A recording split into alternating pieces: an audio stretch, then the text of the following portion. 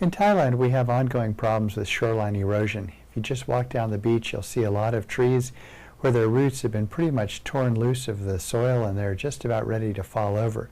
And basically the island is suffering from pretty much an epidemic of shoreline destruction. We're trying to combat that at our resort by building seawalls. And so our seawalls are a combination of a kind of a cement structure with rocks in front.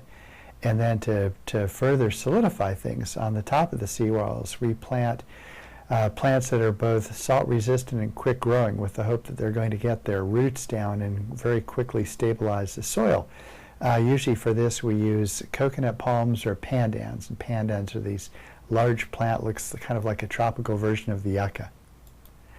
As with protecting a shoreline, you as the inventor or the business person need to know what kind of intellectual property you can use to protect your ideas, your brand identity, and your artistic creations. And essentially it comes down to 3 items of intellectual property that everyone should know about. The first is a patent. Now, to quote the statute, the patent gives you the right to exclude others from making, using, or selling the invention in the country in which the item is patented. What this really means is you get a temporary monopoly over your idea and that you can keep other people from making it. Now, trademarks are a little bit different. We have patent law because if there wasn't a way to protect your ideas, there'd really be no reason to be an inventor, no reason to have R&D departments, not much of a reason to be a scientist because everyone could just take your ideas. With trademark law, the goal is to protect consumers from consumer confusion over where the goods came from. So trademarks are used to protect some sort of a brand, and in this case the symbol for the Apple computer we're using as the example, and basically to let consumers know that if they're buying this particular product, this is the manufacturer from which it came. Now we have separate videos on patents, trademarks, and copyrights. You can go to those if you'd like more detailed information. But suffice to say that a trademark will protect a brand identity such that the consumer will not be confused as to whose products he or she is buying. Trademarks also give the manufacturer an obligation as well as an incentive to turn out a quality product, because basically since the consumer knows where it's coming from, you can't hide behind consumer confusion to mask the identity of the products you're selling. So for example, if you're Ford Motor Company, it's in your best interest to turn out a good quality motor car, because everyone who goes to the car dealerships and sees Fords, they know the Fords were made in Detroit. Now, if on the other hand we didn't have trademark law and you could get a motor company called a Ford from any country in the world, so when you went to a new car lot, there'd be Fords from Detroit and Mexico and Canada and Mongolia and Guatemala, and you couldn't tell whose motor car you were buying, well, there's not much of an incentive for Ford Detroit to make a good quality motor car, since most people are probably going to buy the cheapest thing out there.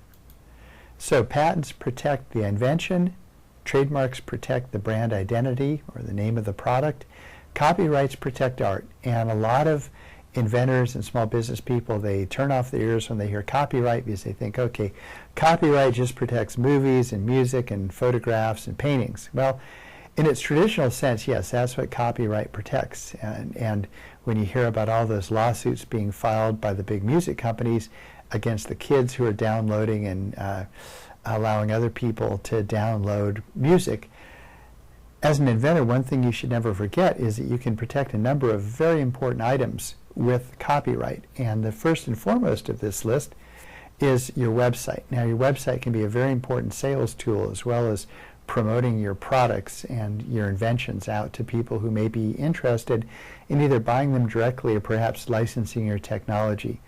Now, you can also protect with a copyright your owner's manuals, any kind of promotional advertising material you may turn out, basically anything relating to the creativity of things that might help you sell your invention can be copywritten, and you should never forget copyrights as one of basically the 3 arrows in your quiver of intellectual property.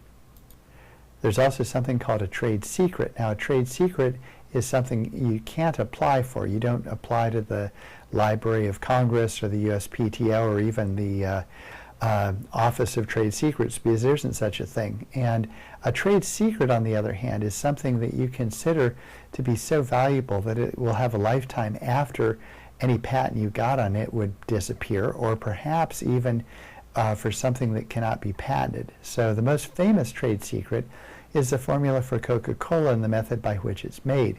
And the Coca-Cola company, way back in the 1860s, made a very smart business decision that rather than patenting the method by which Coca-Cola is made and its exact formula and how the ingredients are prepared, Coca-Cola instead decided to just keep it a trade secret. And hence, 140 years or so after whatever patent rights they could have gotten in the 1860s would have expired, Coca-Cola continues to sell a very popular beverage. In terms of the relative costs and other attributes of each type of intellectual property, this spreadsheet here gives you a rough idea of where things stand. Now, I'll let you read this at your convenience, but suffice to say that a utility patent that protects how something works is usually the most valuable type of patent for an inventor. It's also the costliest, takes the longest to get examined, has the worst rate of success, but at the same time provides the best protection in almost all cases. Now, there's also a thing called a provisional patent.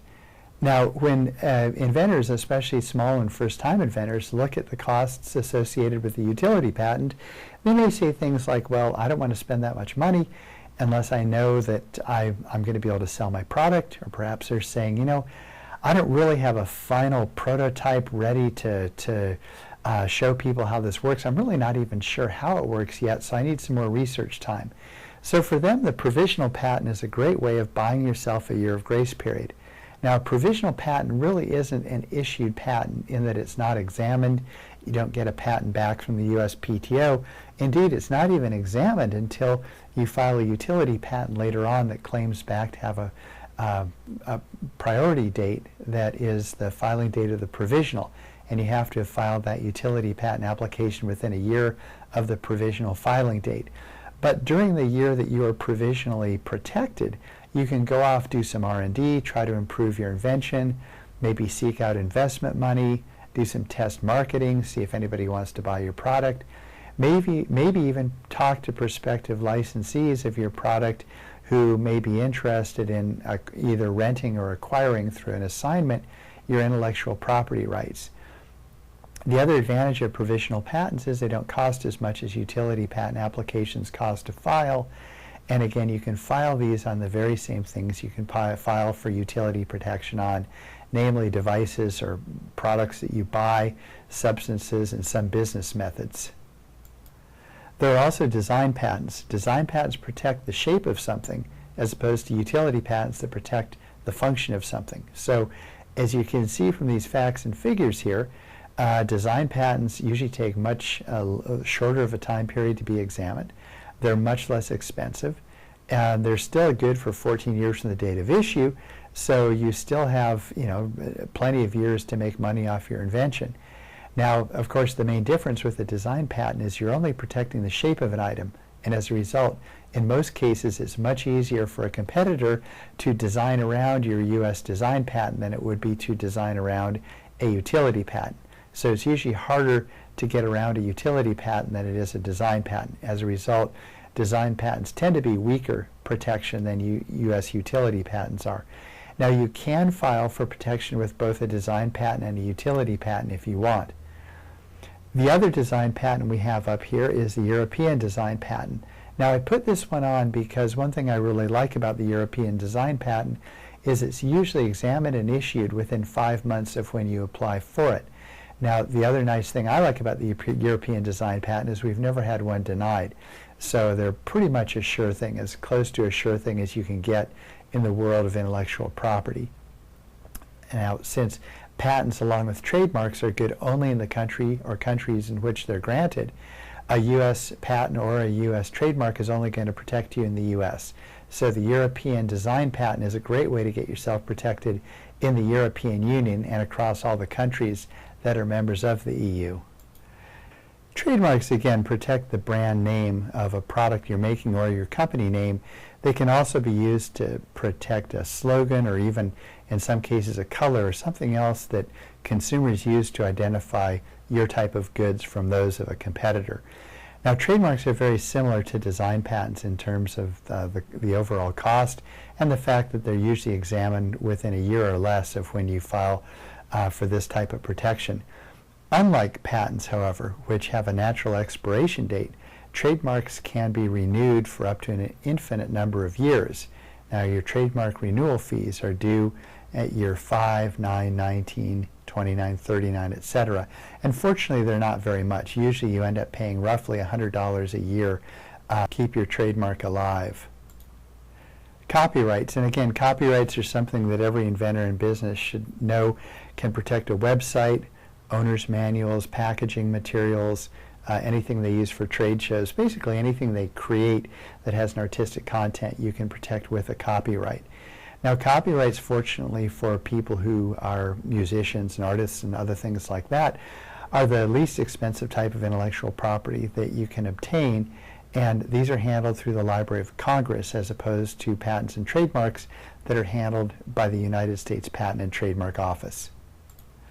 Copyrights are good for most works that have been authored by a single person for the life of the author plus 70 years, but my expectation is that this is going to be extended in the near future to life of the author plus maybe 85 years or 90 years, depending on how things go in Congress. So just like when you're faced with an ocean that's eroding your land, you have to build a seawall to protect it. With your business, you also have to know what's available to protect that. And we've gone over the 3 basic tenets of intellectual property: patents, trademarks, and copyrights. So hopefully you have a good idea of how these might be useful for your business in protecting your ideas, your brand image, and your artwork.